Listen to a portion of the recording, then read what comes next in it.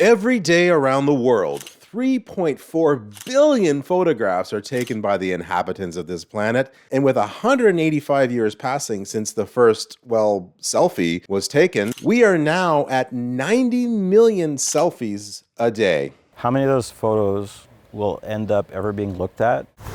So Ken Miner decided to use his well-honed photographic skills and his 120-year-old camera to dive deep into the age-old format of tintype photography.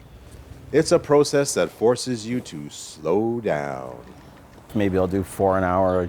I don't like working really fast, so 15 minutes for one. That's one picture. So what is a tintype? Are you ready? This is it.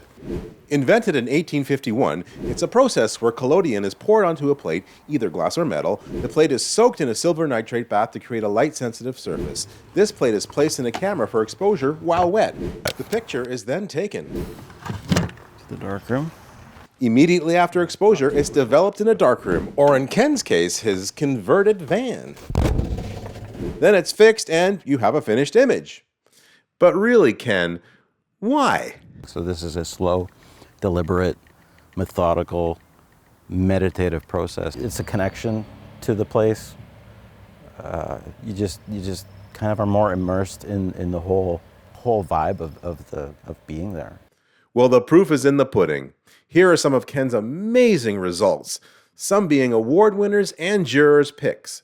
They include portraits and landscapes and, even a pretty meaningful selfie. 3 Faces of Grief, which was a pretty personal, intimate photograph. Thanks for coming for a tintype selfie. This weekend, Ken is taking his craft to the selfie-taking masses at the Machosen Art Pod Gallery show, Pieces of Me, A Story of Self. So we thought it would be really cool if people could do a tintype selfie. They get to fire the shutter, and the focus is set for them, and they can, within the parameters of the frame, they can pose how they want, and they control when they fire the shot.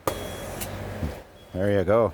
It's really neat to be back in the, 1800s or whatever when they're taking photos like this.